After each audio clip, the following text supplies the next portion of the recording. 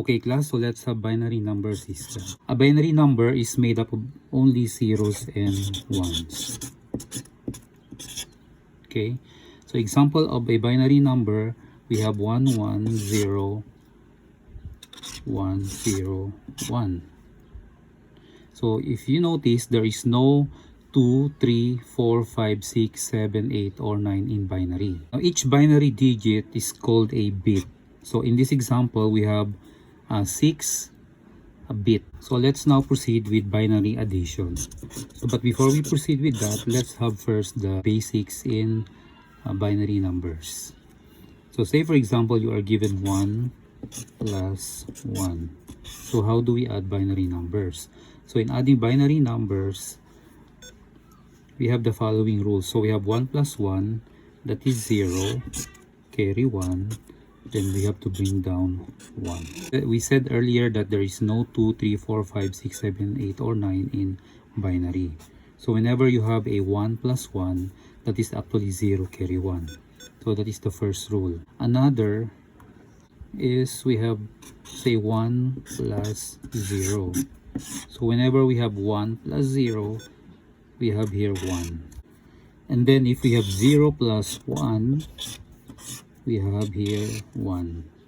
And of course, if we have 0 plus 0, the answer is 0. What about if we have, say for example, 1 plus 1 plus 1? So how do we add binary numbers? So the first thing you have to do is to look for a pair of 1 and 1. So whenever you have a pair of 1 and 1, that is 0, carry 1. Okay, then you have 0 plus 1, here you have 1, and then you have to bring down 1. So the answer is 1 1.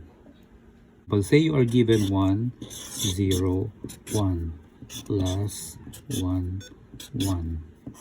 So how do we add these binary numbers? So we have first take the last digit. We have 1 plus 1. According to our rule, that is 0, carry 1. So we have here 1 0 plus 1. So this is one pair of 1 and 1. So that is 0, carry 1. Okay. So we add now 0 plus 0. We have 0. We have another pair of 1 and 1. So that is another 0, then carry 1. Then we bring down 0, we bring down 1. So the answer is 1 0 0 0. Another example, say you are given 1 1 1 plus 1 0. How are you going to add these binary numbers? So again, we start operating at the right. We have 1 plus 0 is 1. 1 plus 1, that is one pair, so that is 0, carry 1. Then we bring down 0. 1 plus 1 is another pair, so we have 1 plus 1 is 0, carry 1. Again, we bring down 0, and then we bring down 1. So the answer is 1 0 0 1. Now, but we don't have any idea if our answer is correct. So unless we convert it into a number system which we are familiar with, we can check if this number is correct. To check if your answer is correct, we have to convert this binary number into decimal. But how do we convert binary numbers to decimal? So to do that, we are going to use the positional value. So we start with 1, and then 2, and then 4, and then 8, and then 16. So times 2 times 2 depends on how many digits we are converting. And then we put the number, the given numbers below the positional value. So in this case, we have 1 1 1.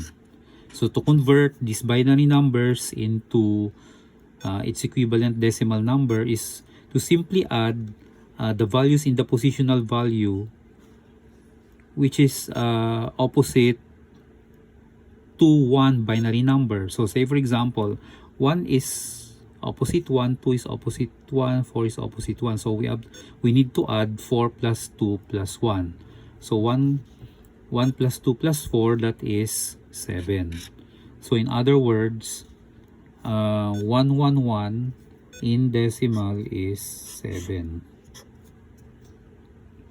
To convert 1 0, again we put the number here 1 0 since we only are using 2 digits. Okay, and then we add the number, and then we consider only the number which is opposite 1. So in that case, that is 2. So meaning to say, so in other words, 1 0 is 2 in decimal. So we're actually adding here 7 plus 2. So in decimal, when we add 7 plus 2, that is 9. Now let us check if this 1001 is equivalent to 9. Again, we put the number 1001 below the positional value, and then we only add the numbers of the positional value which is equivalent to 1 in binary. So we have here 1 and then 8. So we only add 8 plus 1. So in that case, that is 9. So therefore, our answer is correct. So as a recap, these are the rules that you need to remember in adding binary numbers. So first, we have 1 plus 1, that is equal to 0 carry 1. Then we have 1 plus 0 is equal to 1, 0 plus 1 is equal to 1, and 0 plus 0 is equal to 0. Now, let us proceed to binary subtraction. Now, how do we subtract binary numbers? So, say for example, you are given the numbers 1, 0, 1 minus 1, 0. So, to subtract binary numbers, we start again operating at the rightmost part of the number. So, taking the last digits, we have 1 minus 0. Of course, 1 minus 0 is 1. 0 minus 1 cannot be. So, in this case, 0 will borrow 1 from 1. So, if 0 will borrow 1 from 1, 1 will become 0. And 0 here will become 2. Now, why 2?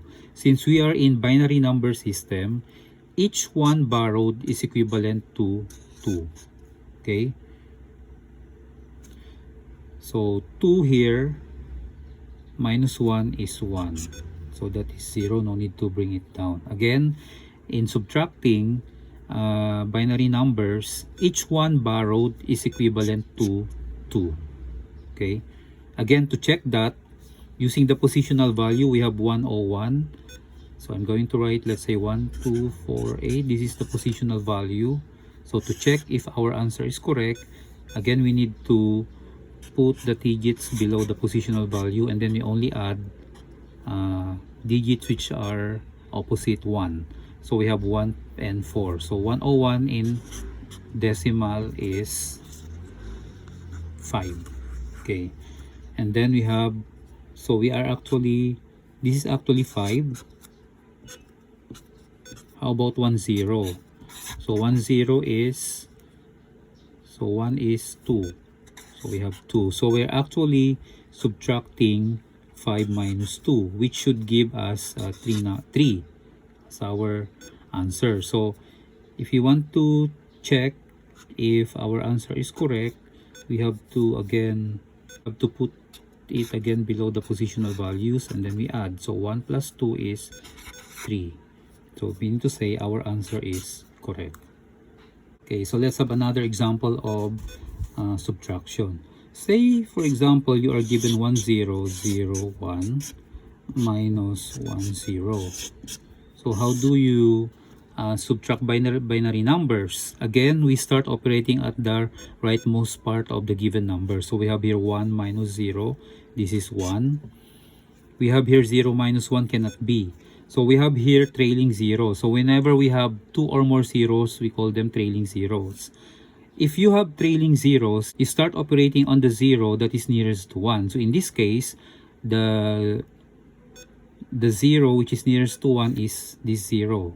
So this 0 will borrow 1 from 1 first before this 0 can borrow from here. So this is the number, this is the 0 nearest to 1. So this 0 will borrow 1 from 1. So 1 here will become 0. 0 here will become 2. Since we know that, again, in binary subtraction, each one borrowed is equivalent to 2. So 2 now, So 0 here now becomes 2. So 0 now can borrow 1 from 2. So 2 will become 1 and 0 will become 2. Okay? So then proceed. 2 minus 1 is 1. And then we have to bring down 1.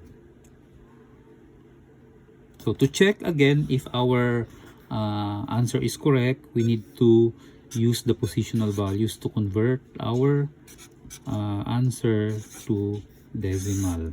So we have 1, 0, 0, 1. So we simply add 1 and 8. So that is 9. And then 1, 0, which is 2. So we are actually subtracting 9 minus 2, which is 7. So let us check if 111 is 7. So again, we put it 111. So since the 3 digits are 1, so we add 1 plus 2 plus 4, that is 7. So meaning to say our answer is correct. So as a recap, these are the rules in subtracting binary numbers. So we have 1 minus 1 is 0. 1 minus 0 is equal to 1. 0 minus 1 is equal to 0. Borrow 1, which is actually equivalent to 2. And then 0 minus 0 is equivalent to 0.